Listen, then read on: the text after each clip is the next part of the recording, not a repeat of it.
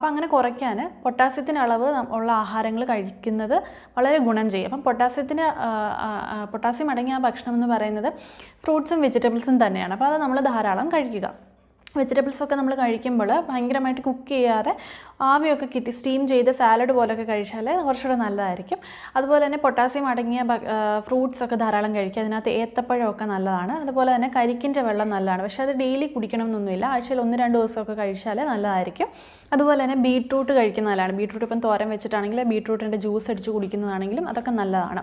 നമ്മളിനി ലൈഫ് സ്റ്റൈലിൽ ചെയ്യാൻ പാടില്ലാത്ത കാര്യങ്ങളെന്ന് വെച്ചാൽ സിഗരറ്റ് വലിക്കുന്നവരാണെങ്കിൽ അത് നിർത്തണം. ആൽക്കഹോൾ കുടിക്കുന്നവരാണെങ്കിൽ അത് കൺട്രോൾ ചെയ്യണം. പിന്നെ അമിതമായിട്ട് കോഫി കുടിക്കുന്നവരാണെങ്കിൽ അതും കൺട്രോൾ ചെയ്യണം. ഈ പറഞ്ഞ സോഡിയം അല്ലെങ്കിൽ ഉപ്പിൻ്റെ അളവ് അമിതമായിട്ട് ഉപയോഗിക്കുന്നവരാണെങ്കിൽ അത് കൺട്രോൾ ചെയ്യണം. അപ്പോൾ അങ്ങനത്തെ കാര്യങ്ങളൊക്കെ ശ്രദ്ധിക്കുക. അമിതമായിട്ട് വണ്ണമുള്ളവരാണെങ്കിൽ ഓവർ വെയ്റ്റ് ഉള്ളവരാണെങ്കിൽ എക്സസൈസ് ചെയ്തിട്ട് അത് കുറയ്ക്കണം. വറുത്തതും പൊരിച്ചതുമായിട്ടുള്ള ആഹാരങ്ങളൊന്നും കഴിക്കാതിരിക്കുക. പാക്കറ്റിൽ കിട്ടുന്ന ഭക്ഷണങ്ങളൊന്നും ബേക്കറി ഫുഡ്സ് ബേക്ക്ഡ് ഐറ്റംസ് ഒന്നും കഴിക്കാതിരിക്കുക.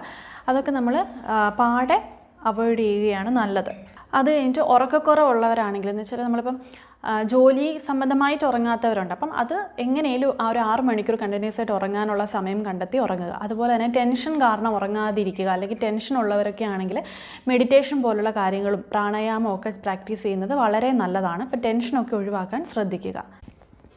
പിന്നെ നട്ട്സൊക്കെ കഴിക്കുന്നത് നല്ലതാണ്. പിന്നെ നമ്മൾ ഭക്ഷണത്തിൽ ഒരുപാട് നോൺ വെജ് പ്രത്യേകിച്ച് മീറ്റൊക്കെ കഴിക്കുന്നവരാണെങ്കിൽ അത് നിയന്ത്രിച്ച് നിർത്തുക. ഇനി നമുക്ക് വീട്ടിൽ ചെയ്യാൻ പറ്റുന്ന കുറച്ച് കാര്യങ്ങളുണ്ട്. അതായത് ഈ ഹോം റെമഡീസ് പോലെ. അപ്പം അത് നമുക്ക് മരുന്നിനോടൊപ്പം ചെയ്യാൻ പറ്റുന്ന കാര്യങ്ങളാണ്. ഈ ഹോം റെമഡീസ് എന്ന് ഉദ്ദേശിക്കുന്നത് മരുന്നൊന്നും കഴിക്കാതെ ഇത് മാത്രം ചെയ്യണം എന്നല്ല ഉദ്ദേശിക്കുന്നത്. മരുന്ന് കഴിക്കുമ്പോൾ നമ്മൾക്ക് കുറച്ചുകൂടെ സപ്പോർട്ടീവായിട്ട് ചെയ്യാൻ പറ്റുന്ന കാര്യങ്ങളാണ് ഈ ഹോം റെമഡീസ് എന്ന് പറയുന്നത്. അപ്പോൾ അതെന്തൊക്കെയാണ് നമുക്ക് നോക്കാം. ചെമ്പരത്തി, നാടൻ ചെമ്പരത്തിയാണ്, ബഡ് ചെമ്പരത്തിയൊന്നുമല്ല, വെള്ള കളറിലെ ചെമ്പരത്തിയൊന്നുമല്ല. നമ്മുടെ നാടൻ ചെമ്പരത്തി എടുത്തിട്ട് തിളപ്പിച്ച വെള്ളത്തിനകത്ത് 1 ഗ്ലാസ് തിളപ്പിച്ച വെള്ളം എടുത്തിട്ട് ആ ചെമ്പരത്തി അതിനകത്ത് മുക്കി വെച്ചിട്ട് ഒരു അരമണിക്കൂർ കഴിഞ്ഞിട്ട് ചെമ്പരത്തി എടുത്ത് മാറ്റി ആ വെള്ളം കുടിക്കുന്നത് നല്ലതാണ്. അത് നമുക്ക് വേണമെങ്കിൽ ഓൾട്ടർനേറ്റ് ഡേയ്സോ അല്ലെങ്കിൽ ആഴ്ചയിൽ ഒരു 3 ദിവസമൊക്കെ ചെയ്യാവുന്നതാണ്. നേരത്തെ പറഞ്ഞ കരിക്കിൻ്റെ വെള്ളമൊക്കെ ആഴ്ചയിൽ 1-2 ദിവസമൊക്കെ കുടിക്കുന്നത് നല്ലതാണ്. ഉലുവ വെള്ളത്തിനകത്ത് കുതിർത്ത് വെച്ചിട്ട് പിറ്റേ ദിവസം രാവിലെ വെള്ളം എടുത്ത് കുടിക്കുന്നത് നല്ലതാണ്. തുളസി ഇട്ട വെള്ളം കുടിക്കുന്നത് നല്ലതാണ്. അത് തിളപ്പിച്ചാണെങ്കിലും കുഴപ്പമില്ല. ഈ പറഞ്ഞ പോലെ തലേദിവസം രാത്രിയിൽ വെള്ളത്തിനകത്ത് തുളസി ഇട്ടിട്ട് പിറ്റേ ദിവസം ആ വെള്ളം കുടിച്ചാലും മതി.